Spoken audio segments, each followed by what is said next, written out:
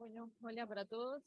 Bueno, la idea es que no sea muy largo el teórico, así que van a haber algunas cosas que nos vamos a pasar más rápido para que ustedes las puedan buscar después. Y me voy a detener en aquellas que sí son las más importantes, ¿no? En cuanto a las generalidades de este tema, eh, es- las lesiones de pelvis son las consideradas las más importantes dentro de la traumatología, porque van a ver que si van a leer papers, todas las catalogan como las fracturas asesinas, pero no solo por la gravedad que puede llevar a tener el daño pélvico, sino también por las lesiones asociadas que vamos a ver más adelante que tienen este tipo de traumas. ¿Tá? Van a ver que las graves en realidad son poco frecuentes, y de hecho si ustedes se ponen a pensar cuántas vieron graves, o sea, es frecuente el trauma de pelvis, pero las graves literalmente no son tan frecuentes. De hecho, yo, por ejemplo, acá en el instituto ya llevamos 7 años con Seba, recuerdo solo 2 pacientes, de los cuales vamos a hablar uno ahora, y después los otros no llevaron mayores significancias clínicas más que la atención del politraumatizado. ¿Está? Asimismo y todo, alrededor del 10% de todos los pacientes politraumatizados tienen lesiones graves de pelvis. La mayoría, lamentablemente, son jóvenes, pero eso es más que nada también por la casuística del politraumatizado, son todos pacientes laboralmente activos.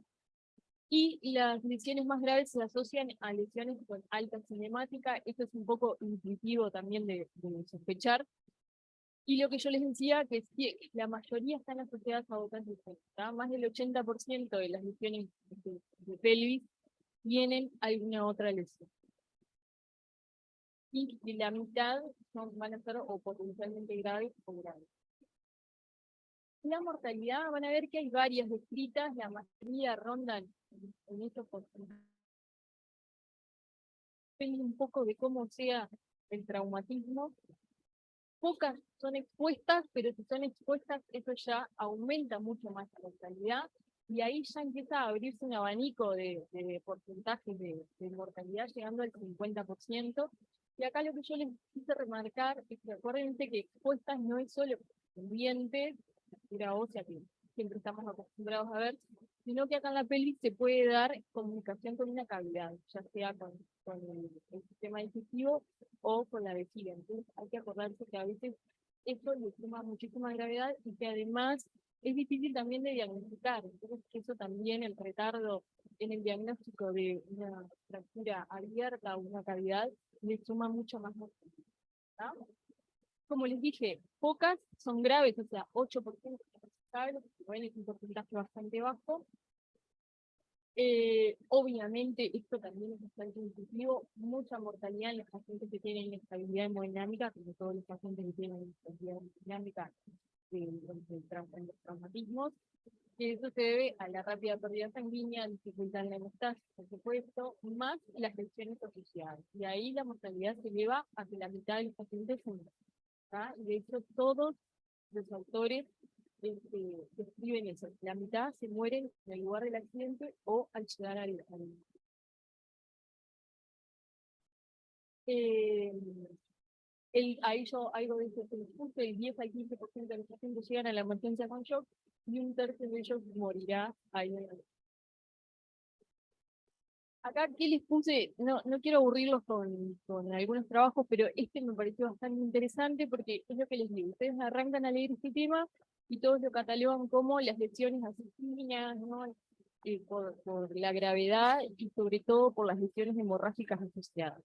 Pero este estudio, que abarcó casi 5.000 pacientes en Suecia, con una media bastante jóvenes de edad, o sea que los pacientes no tenían grandes comorbilidades asociadas, 40 años es bastante joven, y lo que ven es un odds ratio, o sea, la probabilidad de mortalidad asociada a la fractura pélvica es mayor de 1, o sea, 2.4. Entonces ustedes me dicen, o sea, que todos los pacientes que tienen la fractura de pelvis tienen 2.4 veces chances de morirse, o sea que sí se asocia la mortalidad.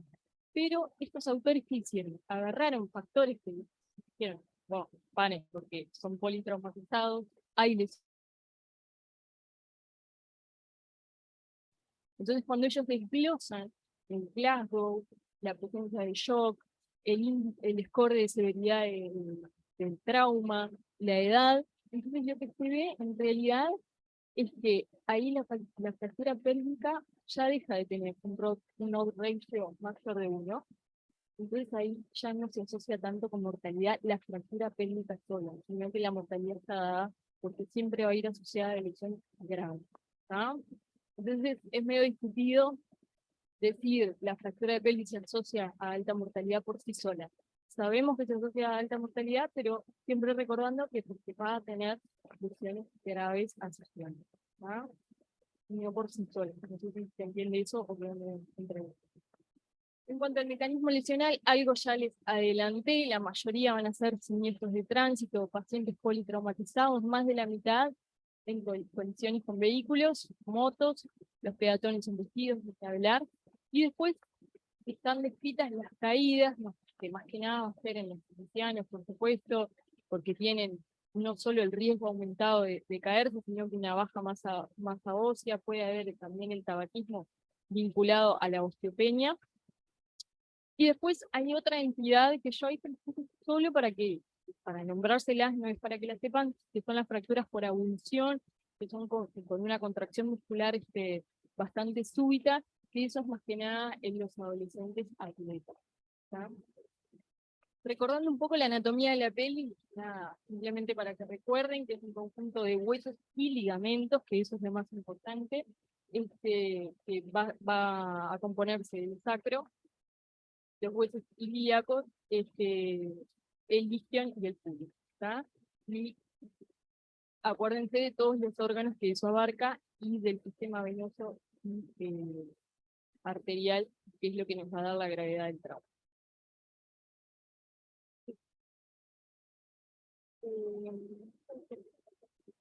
¿Cómo sabemos? Creo que sí.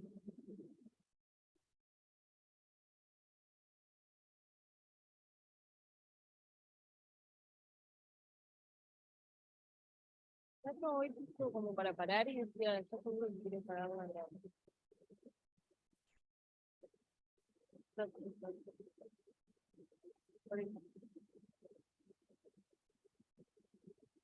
Volvemos. Esto simplemente para recordarles lo que les decía hoy, que lo que le da estabilidad al anillo pélvico van a ser todos los ligamentos, ¿tá? Que simplemente te lo explico ahí para que lo entiendan. Y después el sistema vascular, que obviamente es extenso, eso ya lo deben de saber, sobre todo por el plexo venoso que transcurre a nivel del presacro y además de todo el sistema arterial. ¿Qué pasa con las clasificaciones? Van a ver que hay varias clasificaciones, hay dos que son las más usadas, que es esta y la de John Burgess. No se la tienen que saber de memoria, al menos eso es lo que me parece a mí, me parece que esto es más de resorte traumatológico, pero sí tienen que saber algunas cosas. Por ejemplo, la de Tilde, que es bastante simple, lo que hace es dividir el anillo pélvico en un arco posterior y anterior con respecto al acetábulo, el acetábulo, entonces lo que hace es como partirlo al medio y decir, bueno, hay un arco anterior y un arco posterior.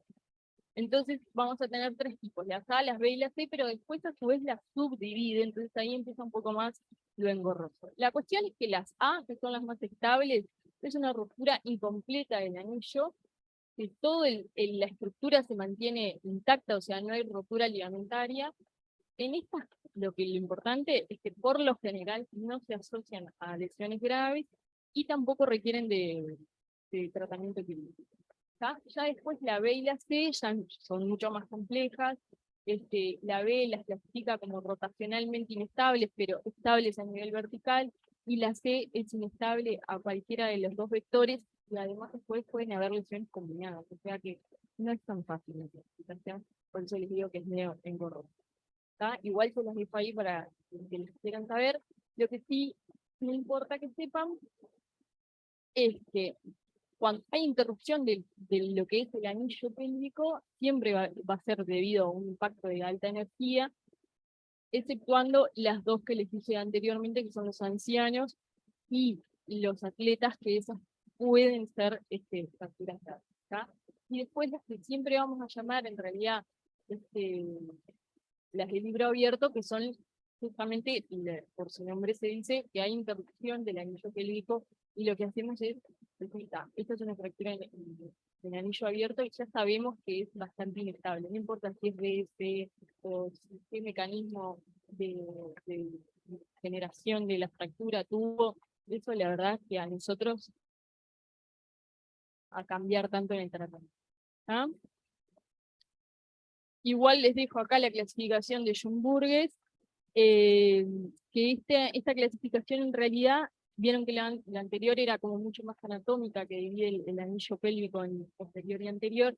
Esta lo que hace es, además, habla del mecanismo de producción de cuerpos. Por eso les decía que también se vuelve un poco más engorrosa, usando los 3 vectores de fuerza, el antero-posterior, el lateral y el vertical. Ahora, ¿qué es lo importante de esto? ¿Qué es lo que les puse ahí? Que se descubrió que más allá de la clasificación, se dieron cuenta que hay una gran variedad interobservador e intraobservador. De hecho, no se los quise poner para no aburrir, pero hay un estudio que hacen que evalúan a los traumatólogos clasificando a las fracturas y ellos mismos después le ponen las mismas fracturas y cambian la clasificación. Así que imagínense lo difícil y engorroso que puede llegar a ser clasificado. ¿Ah? Ahí les puse lo de la gran variabilidad. Y bueno, y debido a eso aparece otra clasificación que yo se les pongo ahí porque las guías internacionales, esa sí puede ser un poco más útil para nosotros porque ya habla del estado hemodinámico del paciente, no solo del mecanismo lesional, sino que el paciente está estable o inestable. Entonces se clasifica en menor, moderada o severa, que es como bastante intuitivo, ¿no? En cuanto a las lesiones asociadas, que esto un poco ya se los adelanté, es bastante alta. Ahí los porcentajes van a variar dependiendo de dónde lean. 1/3 van a asociar lesiones abdominales, un poco menos frecuente las lesiones torácicas, más de la mitad lesiones musculoesqueléticas asociadas y cerca de la mitad las de huesos largos. Mucha lesión neurológica, que siempre como que lo olvidamos eso, ¿no? Acuérdense del plexo lumbosacro, que las raíces, ahí yo les puse para recordar, las más afectadas van a ser L5 y C1, pero también puede haber afectación de nervios más periféricos, y después el paciente, nosotros no nos vamos a enterar, pero puede quedar con secuelas neurológicas importantes. Y después lo otro, que ya algo les adelanté cuando les nombré las fracturas abiertas, es la elevada incidencia de lesiones anorrectales. Casi la mitad de los pacientes pueden llegar a tenerlas, pero hay que tener una alta sospecha porque no es tan fácil el diagnóstico. Entonces, para eso, el examen físico hay que hacerlo completo, ver bien el periné, hacer tacto rectal, ver si aparece sangre, debilidad en la pared rectal, si hay una próstata ascendida o ausente, eso también es un indicador. Y en caso de que tengamos alguno de estos rasgos, está indicada una prostatoscopia. Las lesiones geniturinarias también son bastante frecuentes, casi a tener, sobre todo puede haber lesión de la vejiga, de la uretra. Es más común la lesión de uretra en los hombres que en las mujeres. Eso es simplemente por el hecho anatómico, que la uretra de los hombres es más larga que las mujeres. Y el mecanismo lesional, yo les puse ahí simplemente para que lo recuerden, que es más que nada por la compresión anterior, sobre todo en las vesicales. Estas también son difíciles de diagnosticar, siempre nos olvidamos de que pueden estar. Hay que también buscar signos que nos hagan sospechar de las lesiones uretrales, como el sangrado, y también la alteración de la próstata, la hematuria, que haya globo vesical, equimosis, hematomas en pene, en escroto, en periné. Pero también recuerden que la mitad de los pacientes que tengan lesiones del tracto genitourinario van a estar ausentes de los signos clínicos, entonces también hay que tener alta sospecha clínica. Entonces, lo que las guías remarcan es que, ojo con la colocación de zona vesical, que nosotros les ponemos a todos, ¿sí? Colocación de zona vesical, ojo, que puede traer complicaciones. Las agudas puede seccionar la uretra, y después, a nivel crónico, formación de estenosis, incontinencia urinaria.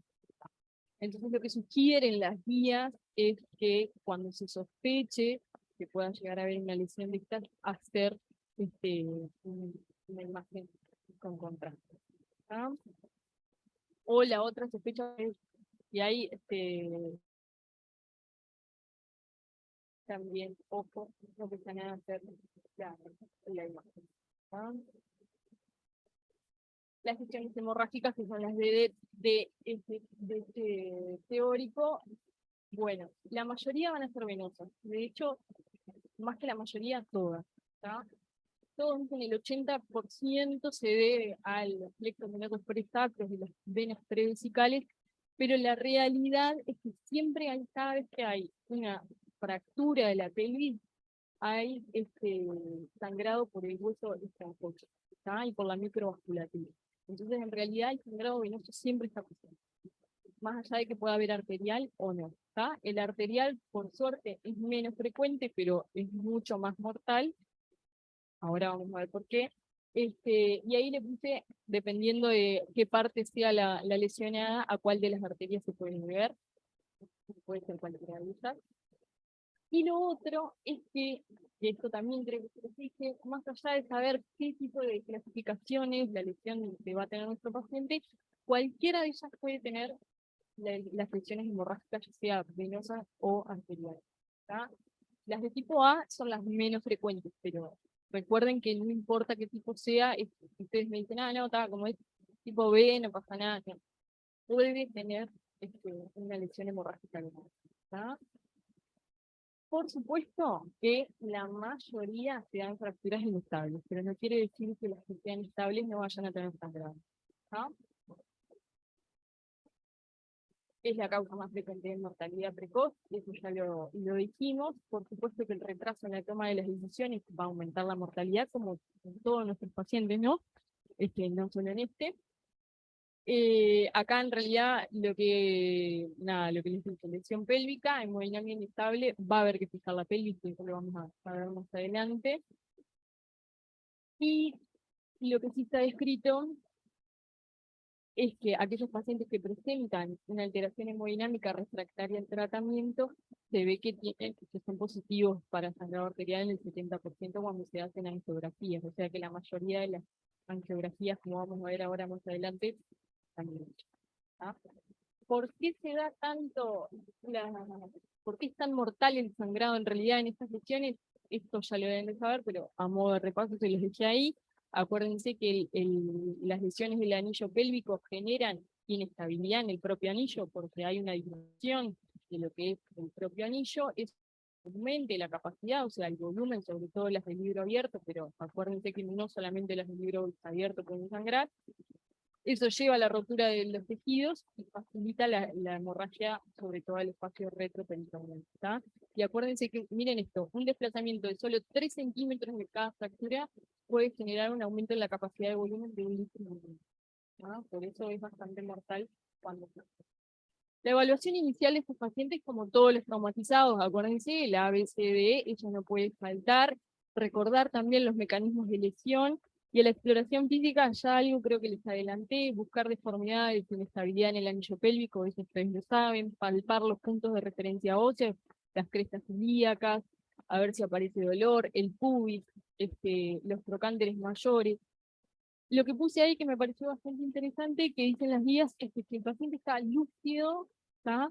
El examen físico es bastante sensible para descartar o no las lesiones pélvicas.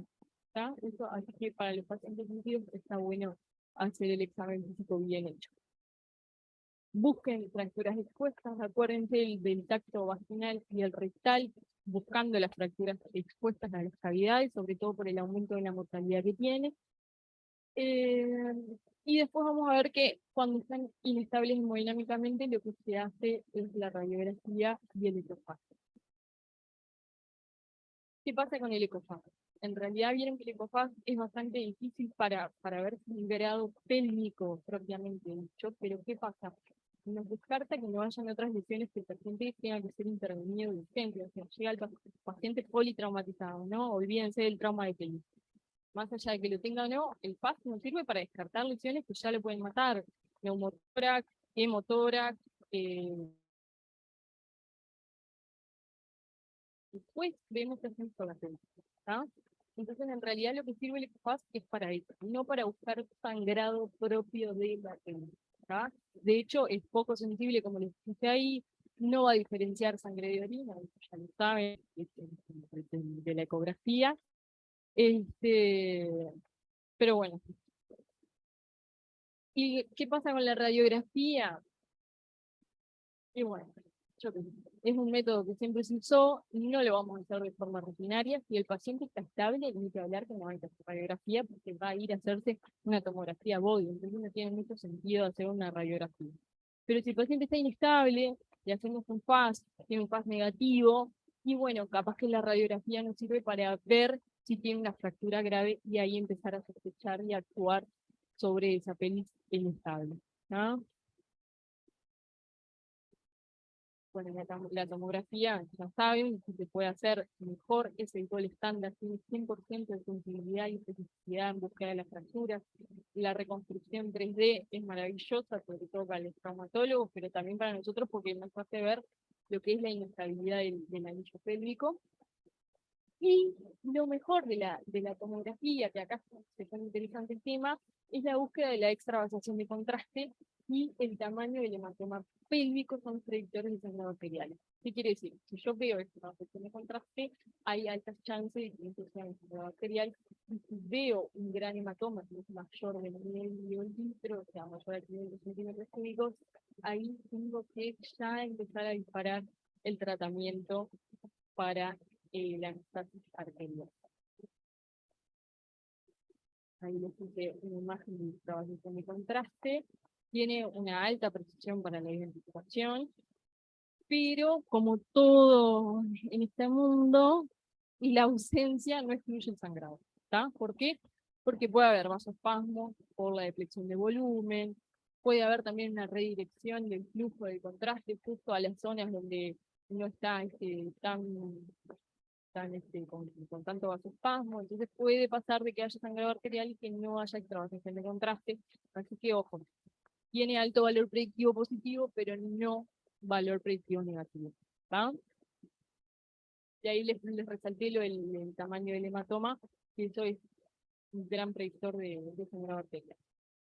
¿Cuál va a ser el tratamiento de estos pacientes? Como todos los pacientes politraumatizados, el control de daño, control de sangrado, estabilización hemodinámica, estabilizar el anillo pélvico, ni que hablar, prevenir las complicaciones y el tratamiento definitivo fuerte para los traumatólogos. En cuanto al control de sangrado, va a depender de cada situación del paciente y de lo que más sospechemos del origen del sangrado, ¿tá? Entonces, el objetivo va a ser disminuir el volumen de la cavidad pelviana para favorecer la hemostasis mecánica. Acuérdense que la alteración del anillo pélvico generaba un aumento del volumen de la cavidad y eso hacía que se permita la expansión de los hematomas y el sangrado. Entonces lo que se va a tratar es de hacer eso, cerrar ese anillo, estabilizarlo para que no siga aumentando el volumen y tratar de hacer la hemostasis dependiendo del sangrado que tengamos. Entonces, para estabilizar el anillo, inicialmente vamos a utilizar los dispositivos de compresión pélvica circunferencial, que es el que estaba en la cartera que siempre utilizamos, o en los lugares que más top que tengan cinturones pélvicos, yo nunca vi, pero puede que haya. Y después vamos a tener la fijación externa. La interna, en agudo, no se usa, esto es más para el de resorte traumatológico y más para la evolución. Y en cuanto a la hemostasis, lo que vamos a ver es hemostasis quirúrgica directa o el packing pélvico, que eso es rarísimo, yo nunca lo voy a hacer, pero bueno, que lo escuche acá porque está escrito. El REBOA, que algo vamos a hablar, y la BD va a ser la angiografía pélvica y la embolización. La compresión pélvica circunferencial, todos la conocemos, todos la hemos visto y algunos de ustedes ya la habrán hecho. Lo que hace, tiene varios efectos. No me lo voy a decir porque qué porquería esto, pero tiene varios efectos. Tiene el efecto de taponar porque reduce el volumen de la pelvis, como les dije, estabiliza los fragmentos de la fractura, hace hemostasis sobre los fragmentos de las fracturas también, mejora el dolor, no nos cuesta nada hacerlo, es rápido, no es invasivo, ¿está? e incluso está escrito para las que no son el libro abierto, ¿tá? Con el objetivo de estabilizar, por supuesto, no de reducir, porque son estables, pero este, hay que estar. Los cinturones pélvicos, que ya les digo, yo no sabía, puede que haya. Recordar que estos se pueden usar en el prehospitalario, eso no hay que hablar. Lo único que mencionarles es que hay que tener cuidado si hay fractura de huesos largos que son inestables. Ojos con los pacientes mayores, que pueden tener osteopenia además, y tener fractura de huesos largos. Si hacemos eso, podemos sobre reducir la fractura y generar más lesión.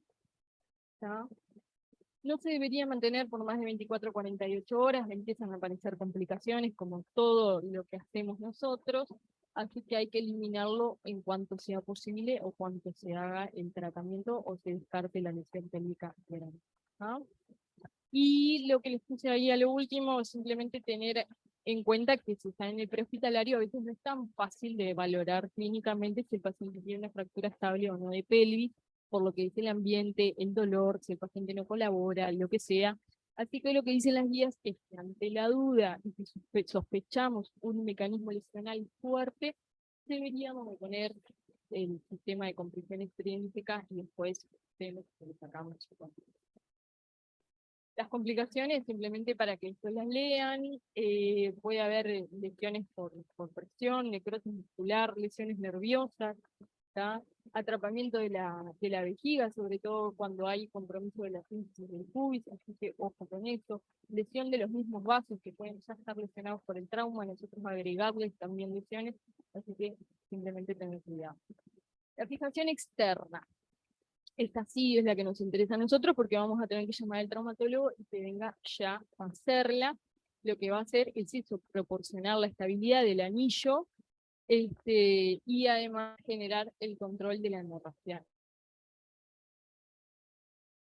Lo que les dije hoy, reduce el volumen intrapélvico, porque disminuye el sangrado del espacio del sangrado, y después si se hace packing pélvico, en realidad siempre se tiene que hacer la fijación externa, porque si no, no tiene sentido. Y eso, si ustedes se ponen a pensar, es intuitivo.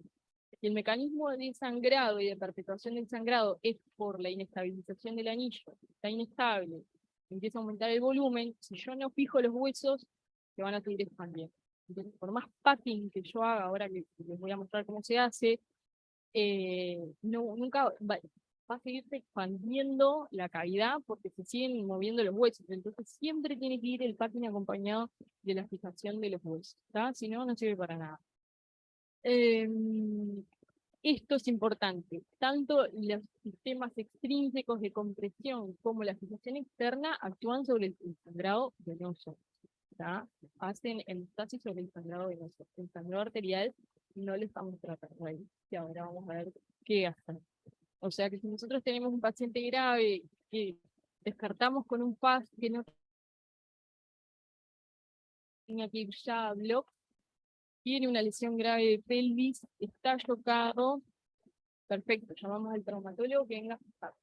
Bien, se pone la fijación. Sigue inestable. Y bueno, ahí ya tenemos que empezar a sospechar la lesión arterial. Si se puede hacer la tomografía con contraste y ver si hay extravasación y valorar el tamaño del hematoma, genial, porque eso nos va a ayudar para ver si se puede hacer la angioembolización.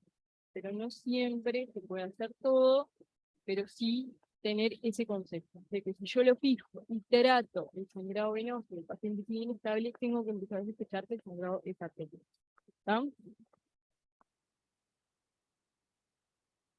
Bueno, la fijación quirúrgica, algo ya hablamos, simplemente acuérdense que la definitiva va a ser en la evolución y lo que está escrito en las guías es después del cuarto día de que el paciente esté bien, no después del cuarto día del trauma, porque capaz que al cuarto día del trauma el paciente está horrible, es después de que el paciente se estabiliza. Eh, y esto que ya les dije hoy, que las de tipo A por lo general nunca llevan cirugía, las otras sí, pero son de suerte del trauma. ¿Qué pasa con otros dispositivos para hacer hemostática? El REBOA está descrito, que es un balón de reanimación endovascular aórtico. En realidad lo que hace es como el clampeo aórtico, ¿ah? Nada más un poco más sofisticado, que va a ser por tratamiento endovascular. se va a entrar por la arteria femoral y lo que hace es colocar un balón que redistribuye el volumen del flujo arterial. ¿Tá? Se puede colocar en 3 zonas, en la zona 1 de la aorta, zona 2 y zona 3. ¿Tá? Para el sangrado de pelvis, y lo que está escrito es que se ha puesto en la zona 3. En la zona 2 no se debería de colocar por el riesgo de isquemia renal, y en la zona 1 es ya si sospechamos un sangrado más alto. ¿Tá? ¿Qué pasa? Dice que se puede tener hasta 4 a 6 horas. No, nunca se hizo acá, no hay experiencia. En Japón se ha hecho por más de 10 años, pero ellos dicen que no tiene claro beneficio en la mortalidad. De hecho, empeora la mortalidad. ¿Por qué? También esto es intuitivo de pensar. Ustedes acá no están solucionando la fuente de sangrado, lo que están haciendo es ampliando la aorta y generando con eso toda la cantidad de lesión secundaria que podemos generar, ¿no? Entonces, y lo que hacemos es llevar al paciente a hacer un procedimiento que no se puede hacer en cualquier lado, o sea, va a tener que ser en una sala de hemodinamia, con gente experimentada, y en realidad no soluciona el problema, o sea, lo que hace es atrasar, por eso genera un aumento en la mortalidad, ¿está? Y porque retrasa el posible tratamiento definitivo como puede llegar a ser la angioembolización. Entonces, por eso nunca tuvo mucho éxito esta terapia, ¿está? Además de que acuérdense que puede generar isquemia de reperfusión, mayor disfunción orgánica múltiple, eh, y bueno, y a su vez se pueden estar lesionados los mismos vasos femorales por los que van a acceder, ¿tá? No, no es buena técnica, pero bueno, como está escrita, el packing pélvico o el packing preperitoneal, este sí está bastante escrito, yo nunca vi que lo hicieran acá, y de hecho los 2 pacientes que tuvimos no se hizo. ¿Tá? Es una técnica bastante vieja, no se ha publicado mucho. Lo que hace es lo que les decía hoy, tratar de reducir el volumen de la cavidad pelviana, pero esto siempre tiene que ir acompañado de la estabilización de la masa ósea, porque esa se va a seguir extendiendo la cavidad. Lo que hacen ellos es una incisión infraumbilical, se los puse ahí simplemente, porque a mí me dio curiosidad de saber en qué consistía la técnica. No abren el peritoneo y lo que hacen es como en forma de U, de cinturón, desde el sacro hacia adelante van poniendo todo compresas alrededor del anillo, simplemente para reducir el volumen y ayudar a la hemostasis. ¿Tá? En realidad no tiene mucho éxito, porque yo ya con la ejecución ósea logro la reducción del volumen y la estabilización venosa, como que el packing es medio discutido, pero bueno, supongo que por eso acá nunca se hizo. Esto es como una estrategia de control de, ¿cómo no? Es una estrategia de control de daño, se retiran a las 48-72 horas, se hace un second look y se ve si el paciente está mejor o no. Si sigue sangrando, se repetiría el procedimiento. Por supuesto es una herramienta complementaria y bueno, y ahí ya les puse que se tiene que hacer junto con la física. Ahora sí, me interesa. ¿Qué pasa con el control del sangrado arterial? Acá viene la angioembolización. Acá les dejé este artículo para que vayan a leer, es cortito, está en español, es uruguayo, está escrito por colegas nuestros que ya los deben de conocer, Matías, Leonardo. Está muy bueno, está claro y está bastante actualizado. Háganle caso, léanlo porque vale la pena.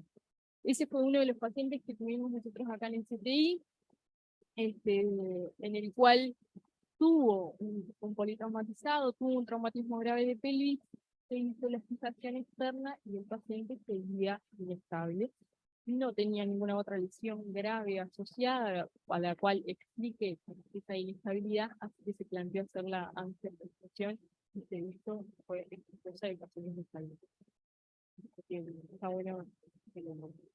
Es una técnica bastante vieja que ha tomado bastante rol en este tipo de traumatismos. Controla la hemorragia con baja tasa de complicaciones, es bastante exitosa, casi el 100% tienen éxito.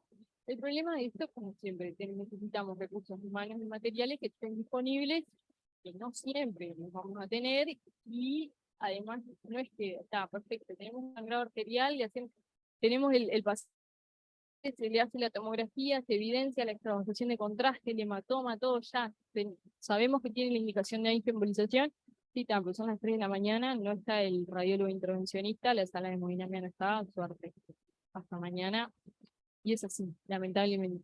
Entonces ahí está, habría que actuar sobre el sangrado venoso, porque acuérdense que siempre hay sangrado venoso, así que va a ir ese paciente a la fijación externa, y vamos a tener que ir gatillando y tratando de coordinar la angioembolización, ¿está? De alguna forma. Y bueno, y de hecho, algo de eso creo que se les puse ahí, las guías: estabilización pélvica no invasiva, realización de COFAS tras la llegada y permanece inestable. Lo ideal sería hacer la angiografía dentro de los 90 minutos, eso acá no pasa. Por eso que les digo, por la logística, pero sepan que, bueno, que pueden ir actuando dentro del sangrado venoso e ir gatillando para el día siguiente o para las horas siguientes la angioembolización, como se hizo en el paciente este que se ve. ¿Cuáles son los criterios para hacer la embolización? La extravasación de contraste dentro de la arteriografía, que se vea un pseudoaneurisma, que haya función vascular, todos los criterios que hay ahí, del vasoespasmo. Y ahora hay dos tipos de embolización, que puede ser, en el mejor de los casos, que se identifique el vaso culpable, eso sería maravilloso, y embolizar el vaso, el sangrado. Pero, ¿qué pasa en aquellos pacientes que hacemos la arteria, estamos seguros que tienen sangrado arterial, pero no vemos nada de ninguno de estos criterios? Entonces, ahí sí se puede hacer la embolización no selectiva. Lo que se hace es embolizar las dos arterias hipogástricas, y bueno, a algo le vamos a tapar el sangrado, ¿está? Así que bueno, ahí les dejé los criterios para hacer la no selectiva. Es bastante seguro, efectivo, rápido. Y además eso, a veces no se ve el vaso culpable por el bajo flujo, por hipotensión. Puede haber, lo que les decía hoy, una dirección selectiva del contraste, no ir hacia justo la arteria lesionada por una cuestión de diferencia de presiones, y se va para los vasos que están intactos. Pero con la embolización selectiva lo que hace es, la no selectiva digo, es disminuir el jet arterial, va a bajar la presión hidrostática de todos los capilares, y alguno va a dejar de ser. ¿Ah? Y hay veces que, bueno, que simplemente no es una arteria que está sangrando, sino que es la microvasculatura. Entonces, en estos casos también serviría la embolización no selectiva. ¿Ah? ¿Qué es mejor? ¿La selectiva o la no selectiva? Eso también, como que es medio intuitivo de pensar que la mejor es la selectiva, pero como todo hay estudios, no hay consenso de qué es mejor y qué no es mejor, pero bueno, acá este estudio me parece interesante, casi 200 pacientes, y que ven, tienen pacientes que no se hicieron la embolización y pacientes que sí se hicieron la embolización. ¿Qué beneficios tuvieron unos con los otros? En realidad se vio que no hubo cambios en la mortalidad, pero sí que requerían menos transfusiones en los primeros.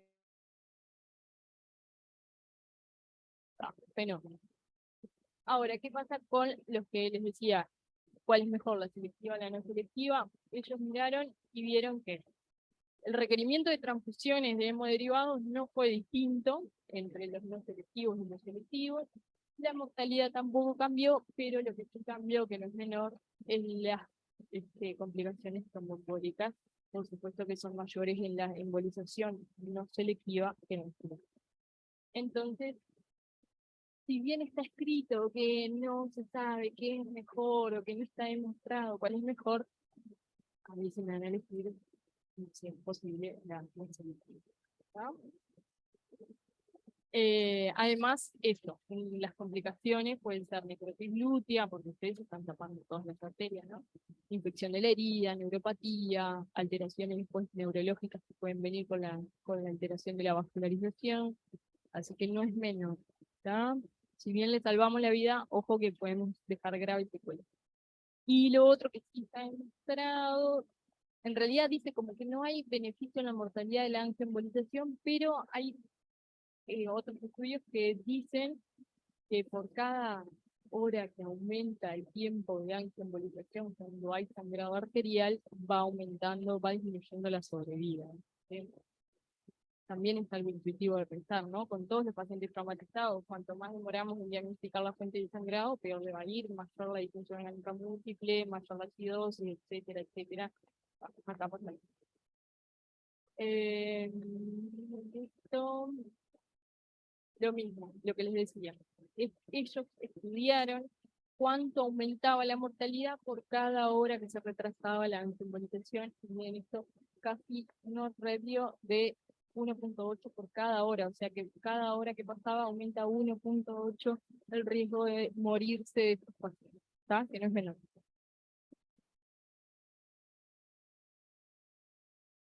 Que algo más o menos hemos hablado, recuerden, paciente politraumatizado, no se cieguen, hagan el ABCD, busquen otras lesiones importantes, FAST y FAST extendido negativo, sospechen de lesión de pelvis, se pueden ayudar con una radiografía, si pueden hacer la tomografía ya con contraste y buscar la extravasación de contraste mejor.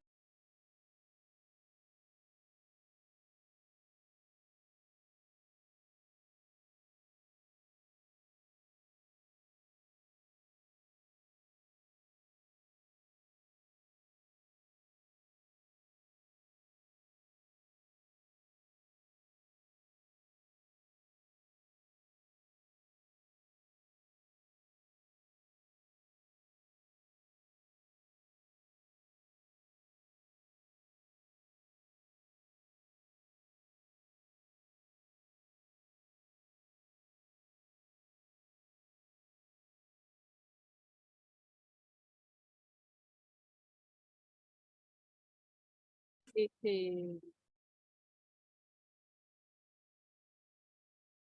¿qué estaba diciendo? Los factores asociados a mortalidad y después del pronóstico funcional, que de nosotros de eso no nos enteramos, pero recuerden que siempre quedan, sobre todo los del trauma abierto, pueden quedar con incontinencia fecal, urinaria, dolores crónicos, los trastornos neurológicos, etc.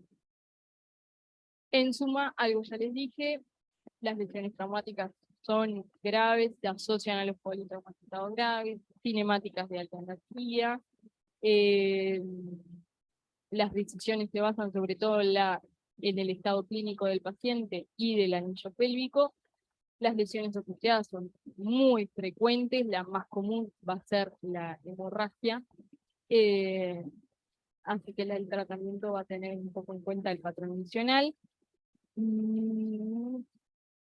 Hay que adoptar protocolos en estos pacientes, háganse el sistema de todos los pacientes traumatizados, no se siguen solo en las lesiones torácicas y abdominales, acuérdense de la pelvis, también lleva su protocolo de control de daños, pero lamentablemente va a necesitar de un abordaje multidisciplinario como todos los pacientes, y la embolización hay que tener en cuenta.